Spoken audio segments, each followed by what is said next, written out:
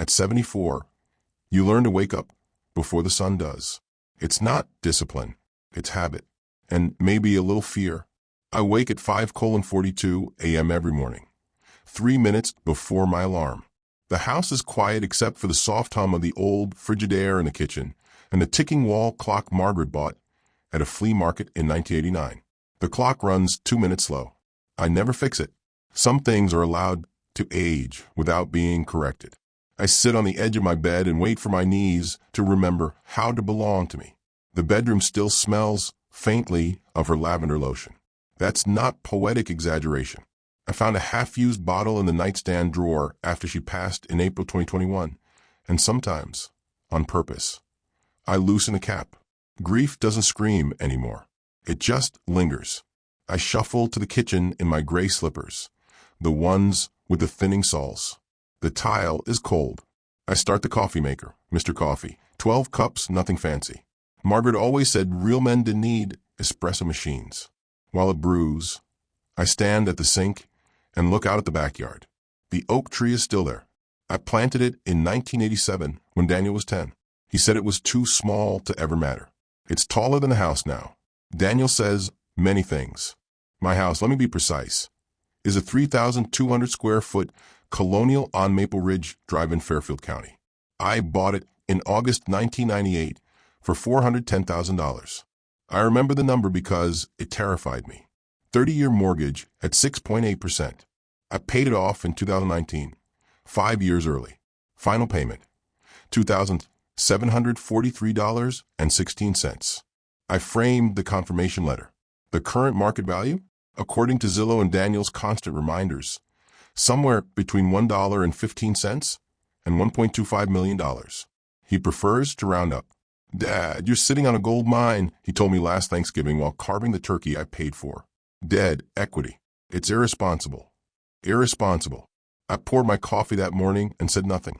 I've learned silence unsettles greedy people more than arguments do. Daniel is 46. Senior Regional Sales Director for a pharmaceutical distribution company. Makes, by his own admission, north of $240,000 in a good year. His wife, Laura, runs a boutique interior design firm that has been about to explode for the last 7 years.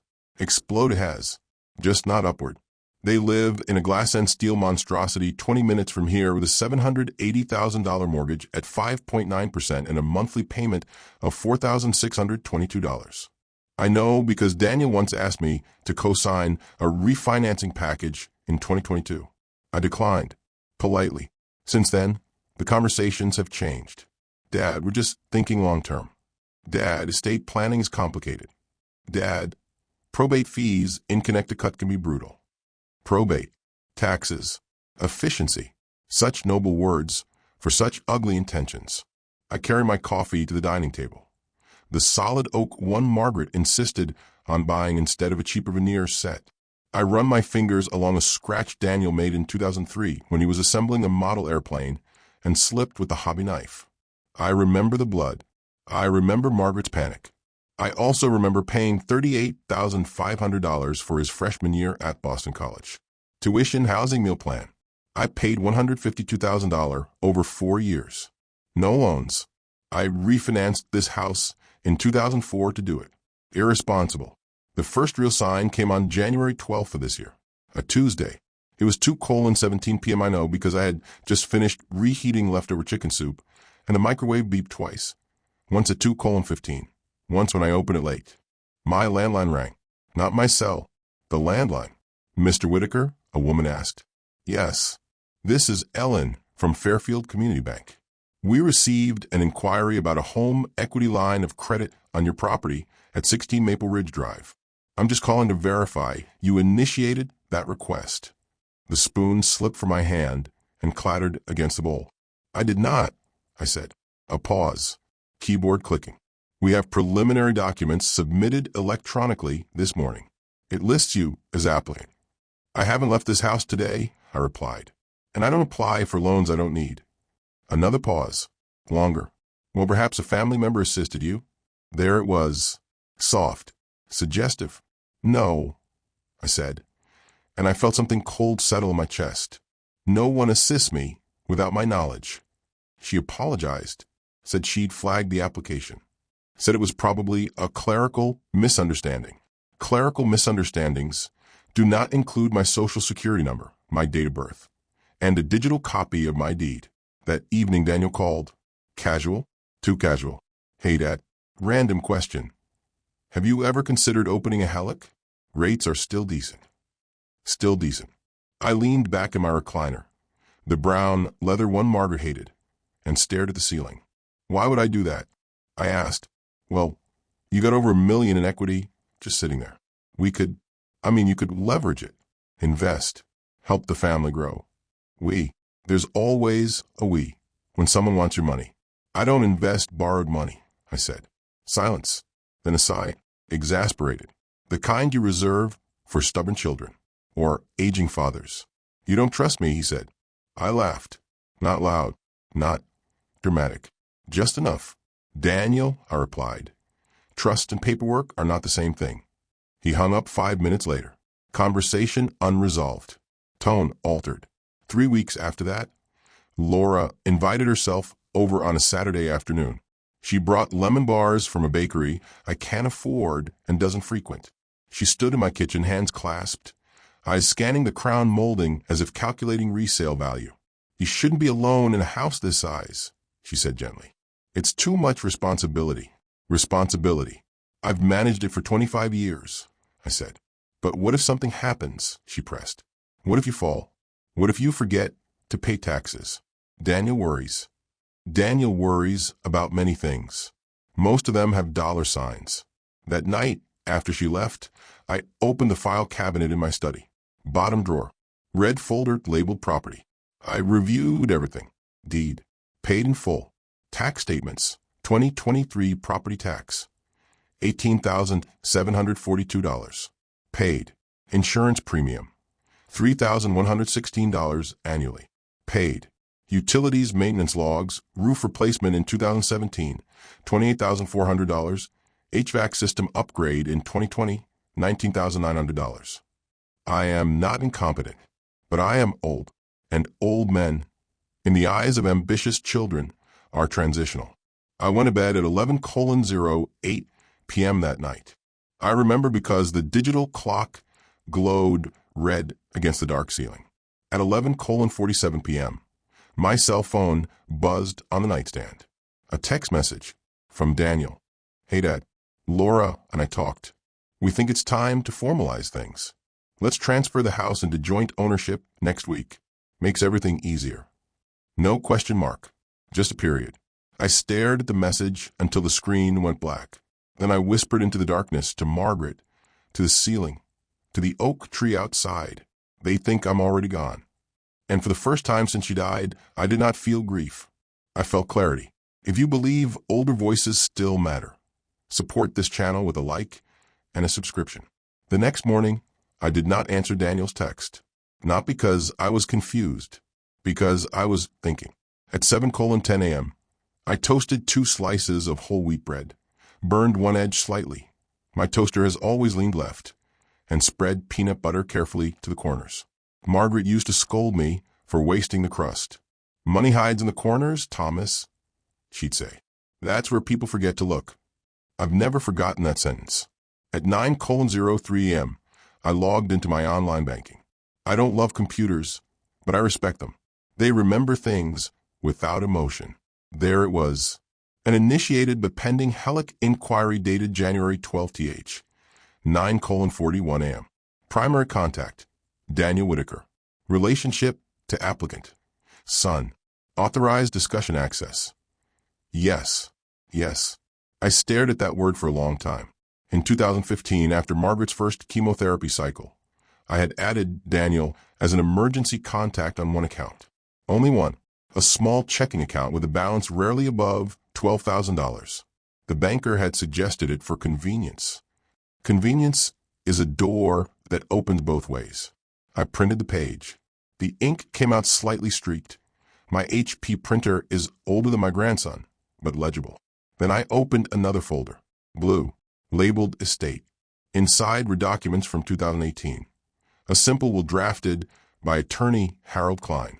Fee, $2,400. Straightforward distribution.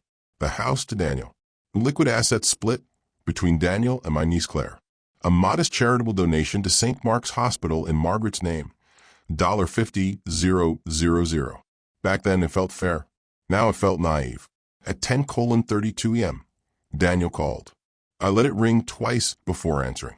Dad, did you see my text? I did. And I folded the printed Hellick inquiry and slid it under the blue folder. And I'm wondering why Fairfield Community Bank thinks I applied for a $350,000 line of credit yesterday. Silence. Not the wounded kind. The calculating kind. It's just exploratory, he said finally. I was gathering information. You always say I should be proactive. Did you use my social security number to gather information? Another pause. A breath through his teeth. Dad, you're making this dramatic. I have access. It's not illegal. Illegal. Interesting choice of word. Access for emergencies. I replied evenly. Not for leverage. You're being paranoid, he snapped. Do you even understand how estate planning works? If something happens to you, this place will be frozen in probate for months. Taxes alone could be over $100,000. I've already structured this estate. That was years ago. His voice rose. The market's different now. Your house has appreciated almost $800,000 since you bought it. You can't just sit on that. There it was again. Sit. As if I were hoarding something that rightfully moved. I can, I said quietly. Because it's mine. The line went silent for 3 full seconds. Then softer, almost pleading. Dad, we're stretched. The design studio hasn't broken even this year. We've got $92,000 in business credit lines. The kids' tuition is $38,000 annually. We're not asking for charity. Just smart restructuring. $92,000. $38,000. Numbers offered like emotional leverage. When you bought the new Range Rover last March, I said, was that restructuring? That's not fair. No, I agreed. It isn't. He exhaled sharply. You're punishing us. I'm declining to subsidize you. Another long pause. Fine, he said. Let's talk in person. Sunday, 2 p.m., we'll bring the paperwork so you can actually see what we're suggesting. Paperwork. They were already drafting something. After we hung up, I remained seated at the dining table. The oak scratch from 2003 seemed deeper today. At 12:14 p.m., my email chimed. Subject line. Draft transfer structure. Preliminary review. Sender. Laura at marrowdeasingstudio.com. Attached. Whitaker_property_transfer PDF. Version 3. I opened it slowly. The document proposed transferring 80% ownership of 16 Maple Ridge Drive into a newly formed LLC. Whitaker Family Holdings, LLC. Managing member, Daniel Whitaker. Minority interest holder, Thomas Whitaker, 20%. In exchange, they would assume responsibility for property taxes and maintenance costs. Assume. My annual carrying cost averages $26,000. 80% ownership for $26,000 a year. Market value, $1.2 million. 80%, $960,000. They were offering to pay $26,000 annually to control nearly $1 million in equity. It was almost elegant in its audacity. I read the final paragraph twice. This structure ensures seamless generational wealth transition while protecting assets from unnecessary taxation and administrative delay. Seamless. Generational. Protecting assets. I leaned back in my chair and laughed. Not loudly. Not bitterly. Just accurately. They had already decided. I was an obstacle between them and liquidity. At 3:45 p.m., I drove to Fairfield Community Bank in person. I wore my gray overcoat and the navy scarf Margaret knitted in 1996. The teller, a young man with perfect teeth, smiled as if I were fragile glass. I'd like to revoke all third-party inquiry permissions, I said. For which account, sir? All of them. He blinked. That may require. I'll wait. I signed 3 forms. Dated January 18th. Timestamp 4:12 p.m. Then I asked for copies. Paper trails matter. When I returned home, the sun was low and orange against the oak tree. I stood in the driveway longer than necessary, studying the house. White siding, black shutters, brick chimney repaired in 2015 after storm. I paid $7,800 for that repair. Margaret and I built a life here, not a liquidity event. At 6:03 p.m., Daniel texted again. Sunday will be productive. We're on the same team. I looked at the message and felt something settle fully into place. No anger, no panic, just arithmetic. They believed Sunday would be a formality. They believed I would sign. What they did not yet understand was simple. Paper can move ownership, but intention moves first. And mine had just changed. I did not sleep well Friday night. Not from fear, from calculation. At 6:00 a.m. sharp on Saturday, I was already dressed. Pressed slacks, white shirt, navy blazer. The kind of outfit that signals intention. I shaved carefully, nicked myself once under the chin, pressed a tissue to the spot until the bleeding stopped. I have always believed that if you are about to make a permanent decision, you should look as if you understand permanence. At 7:15 a.m., I called Harold Klein's office. Harold retired last year. Stroke. Good man. Charged fairly. His practice had been absorbed by a younger attorney named Melissa Grant. Mid-40s, Columbia Law, efficient voice. This is Melissa. My name is Thomas Whitaker. You drafted my will in 2018. I need to see you today. A pause. Keyboard clicking. We're closed on Saturdays, Mr. Whitaker. I'm aware. This cannot wait until Monday. Silence. What kind of matter are we discussing? Asset protection. That got her attention. She exhaled slowly. Can you be here at 10? I'll be there at 9:45.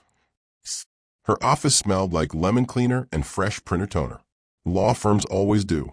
There's something antiseptic about the way people protect money. I laid everything on her conference table. The Hellick inquiry, the LLC proposal, the email attachment, a printed screenshot of Daniel listed as authorized discussion access. She read without interrupting. Only once did she raise an eyebrow at the 80% ownership clause.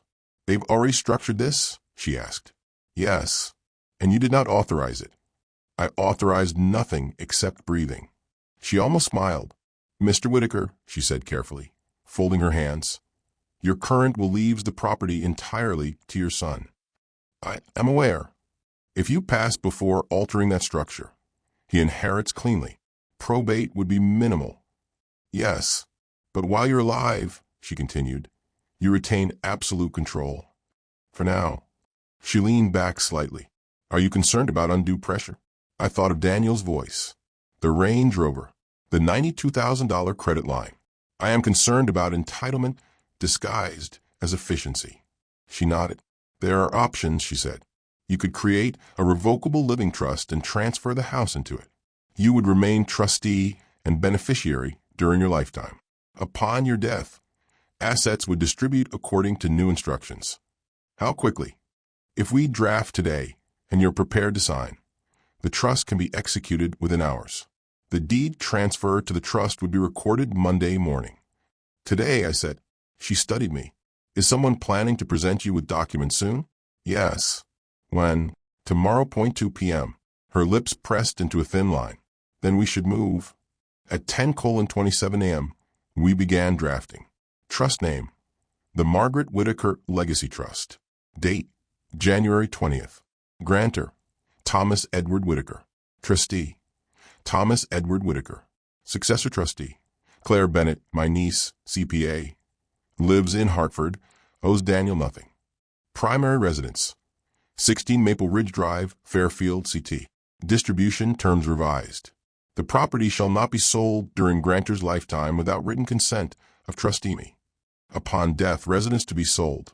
Net proceeds distributed: 40% to Daniel Whitaker, 40% to Claire Bennett, 20% to St. Mark's Oncology Fund in Margaret Whitaker's name. Not 100%, not automatic, balanced, protected. At 11:42 a.m., Melissa printed the documents. 37 pages, crisp, precise. The weight of them felt heavier than paper should. Once signed, she said, your son has no authority over this asset unless you grant it. And if he pressures me, you refer him to me. I uncapped the pen. For a brief moment, just one, I saw Daniel at age 10, holding the sapling oak tree while I packed soil around its base. He had looked up at me and said, "This will be ours forever." Forever is a dangerous word. I signed. Every page initialed. Every signature deliberate. Time: 11:58 a.m. Melissa notarized at 12:03 p.m. "Congratulations," she said quietly. "Your house now belongs to your trust." "My house," I corrected gently. "Just wearing different clothes." She smiled. "We drafted a new will as well, aligning with the trust. Fee estimate: $6,800. I wrote a check without hesitation. Protection costs money. Exploitation costs more. At 12:47 p.m., I walked back into my house. Same white siding, same black shutters, same oak tree stretching over the yard. But something fundamental had shifted. Ownership had become insulated. At 1:14 p.m., my phone buzzed. "Daniel, just confirming tomorrow at 2, he said cheerfully. "We got a notary lined up. It'll be quick." "Quick?" "Yes," I replied evenly. "Come at 2. After hanging up, I made myself a sandwich: turkey, Swiss, mustard. Cut diagonally. Margaret always insisted sandwiches tasted better that way. I washed the plate carefully, dried it, put it back in its place. Then I placed a copy of the Margaret Whitaker Legacy Trust in the red property folder, another copy in the blue estate folder, and one in the center of the dining table. Visible, deliberate. At 1:58 p.m. Sunday afternoon, I was seated in my brown leather recliner, hands folded, posture straight. At exactly 2:00 p.m., Daniel's black Range Rover pulled into the driveway. Laura stepped out first, a slim portfolio tucked under her arm, sunglasses large enough to hide calculation. Behind them, a man in a navy suit carrying a briefcase. The notary. Daniel smiled when he walked in. "Ready to make this official, Dad?" I looked at my son, really looked at him, at the impatience beneath the charm, at the assumption beneath the smile, and I felt no anger, only precision. "I already have," I said calmly, nodding toward the document on the table. The room grew very quiet. 1 hour had changed everything, and they did not yet know how completely. Daniel was still smiling when he stepped into the foyer. That's the thing about confidence. It doesn't evaporate immediately. It lingers, assuming the world will bend as expected. "Smells like coffee," he said lightly. "You're in a good mood." Laura followed, heels clicking against the hardwood floor. I refinished myself in 2016. Behind them came the notary, mid-50s, polite, professional, carrying a leather briefcase like a prop from a courtroom drama. "Mr. Whitaker," the notary nodded. "I'm Richard Hale, just here to witness signatures." "Of course you are," I replied. Daniel walked straight into the dining room and placed his portfolio beside the oak scratch from 2003. He opened it with theatrical calm. "We streamlined everything," he said. "Just transferring majority ownership into Whitaker Family Holdings, LLC. You'll still live here. Nothing changes." "Nothing changes." Laura slid a stack of documents across the table. Crisp, pre-tabbed, yellow sticky notes marking signature lines. "I color-coded where you sign," she said gently, "just to make it easy." I remained seated in my recliner. "Before we begin," I said, "I'd like you to review something." Daniel glanced at Laura, mildly annoyed, but still controlled. "Dad, we already went over the structure." "Not that," I said, nodding toward the center of the table. The document lay there, thick, official, unassuming. The Margaret Whitaker Legacy Trust. Daniel frowned. "What's this?" "My house," I replied. Laura's fingers stilled on her portfolio. Daniel picked up the document, flipping the first page with a casual motion that slowed by page 3. His jaw tightened almost imperceptibly. "What is this?" he repeated. "A revocable living trust," I said evenly. "Executed yesterday. The property at 16 Maple Ridge Drive has been transferred into it." Silence, the kind that expands. The notary shifted his weight, but said nothing. Daniel turned another page, and another. Successor trustee, Claire Bennett. Distribution percentages. Charitable allocation. The air in the room changed temperature. "You moved the house?" Daniel asked quietly. "Yes." "To a trust?" "Yes." "Without talking to me?" I almost admired that. without talking to me. I wasn't aware I required permission. Laura leaned forward, her composure thinning. Thomas, this complicates things. For whom? I asked. Daniel's voice sharpened. For everyone. You don't trust your own son. There it was again. Trust used as leverage. I trust you, I said calmly. I simply do not subsidize you. The notary cleared his throat slightly. If the property is no longer personally titled, these documents would not be valid unless the trustee signs in that capacity. Daniel shot him a look. I am the trustee, I said. Laura blinked. Excuse me. I am the sole trustee during my lifetime. Any transfer requires my consent in writing. Daniel closed the trust document slowly. So that's it, he asked. You just locked us out? Locked. Interesting word. You attempted to extract $960,000 in equity in exchange for covering $26,000 a year in taxes. I said evenly. I adjusted the structure. That's not fair. Laura snapped. We were protecting you. From what? From probate. From taxes. From being alone in a house too big for you. I stood then, slowly. My knees protested, but I did not. I paid $410,000 for this house, I said. I paid $28,400 for the roof, $19,900 for the HVAC, $152,000 for your education, Daniel. I have paid every tax bill on time for 25 years. I looked at my son directly. I am not confused. I am not incapacitated. And I am not an ATM with a heartbeat. The words landed heavier than I intended. Daniel's face flushed. You think we're stealing from you? I think you're restructuring my death before I've had it. The notary's eyes flickered downward. Laura stood abruptly. This is ridiculous. We were offering partnership. You were offering control, I replied. Daniel's voice rose. You're punishing us because we're struggling. You are struggling at $240,000 a year with a Range Rover and private school tuition, I said quietly. That is not struggle. That is appetite. The room felt smaller. Daniel ran a hand through his hair, pacing once across the dining room. You can't just cut us out. I did not cut you out. He stopped. What does that mean? It means your inheritance is intact, I said. Just not absolute. Laura's eyes narrowed. How much? 40%. Her lips parted. 40? 40 to you. 40 to Claire. 20 to St. Mark's Oncology Fund. Daniel stared at me as if I had spoken another language. You're giving Claire the same share as me? Yes. She's not your daughter. She also never attempted to collateralize my existence. That one hurt him. I saw it. The notary quietly closed his briefcase. I believe my services won't be required today, he said gently. Daniel didn't look at him. Laura grabbed her portfolio, her movement sharp. You're making a mistake, she said coldly. This will divide the family. The family divided itself when it drafted version 3, I replied. Daniel turned to me one last time. So that's it?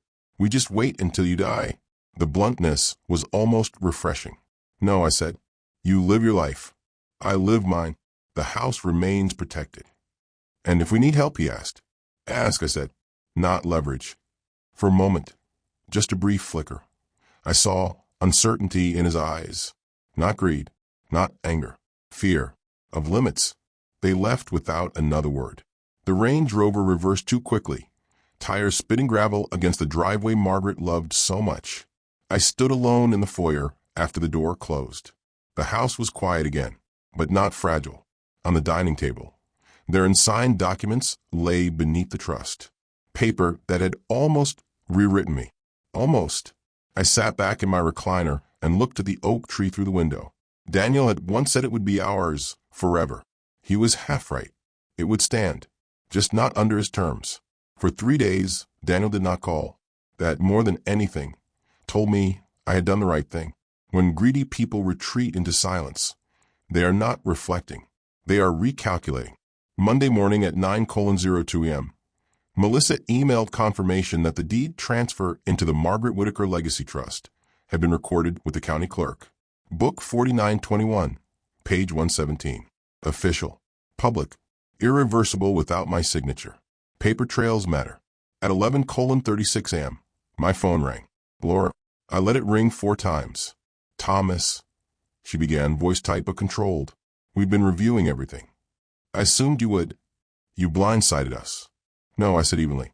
I declined you. A breath. Measured. Daniel's lender pulled his refinancing application this morning. I said nothing. They were expecting confirmation of asset consolidation. Once they saw the property was in trust, well, it changes his debt-to-asset ratio. There it was, the real wound. How much? I asked. Silence.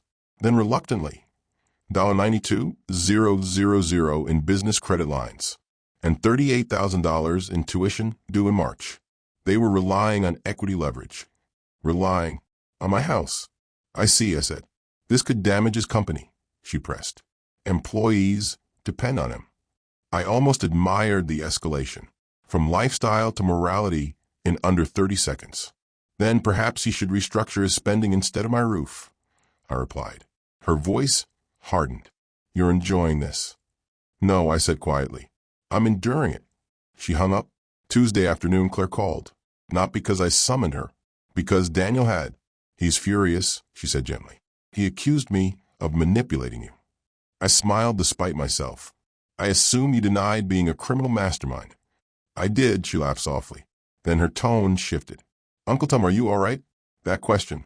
Not about money. Not about equity. About me. Yes, I said honestly. I am. Do you want to come by? Not yet. Let him process. She paused. You know this won't blow over quickly. I'm not seeking quick, I replied. I'm seeking correct. The real confrontation came Thursday evening, 6:18 p.m. No warning. Daniel's car in the driveway again, but this time alone. He entered without waiting to be invited, something he hadn't done since he was 17. You've humiliated me, he said, before even removing his coat. I remained seated at the dining table. I declined your proposal. You put it in writing, he snapped. Claire told me about the percentages. 40%? I'm your son. Yes. Then why treat me like an outsider? I looked at him carefully. Because you treated me like an asset. That landed. He paced once across the room. You don't understand the pressure I'm under. Then explain it without mentioning my square footage. He stopped. For a moment, the salesman disappeared. What remained was a tired man with too many payments and too much pride. I overextended, he admitted quietly. When the business expanded in 2021, we assumed growth would continue. It didn't. I kept telling Laura we could refinance once your estate was streamlined. Streamlined. As if I were inventory, I said. He winced. I thought you'd be proud, he murmured, using family assets strategically. Family assets are not strategy, I replied. They are responsibility. Silence. The clock ticked twice. I never meant to hurt you, he said. No, I answered. And I did. Greed rarely announces itself as cruelty. It arrives disguised as efficiency. He sat down across from me. So what now, he asked. Now, I said, you adjust. To what? To the fact that I am alive. He looked at the trust documents still resting in his folder. You won't change it? No. Another long pause. You really gave 20% to a hospital? Yes. For Mom. His eyes softened at that. She'd hate this, he said. No, I replied gently. She would hate how it started. That broke something in him. Not anger. Shame. He leaned back in his chair and covered his face briefly with his hands. I thought you'd signed, he admitted. No. And when you didn't, it felt like you chose strangers over me.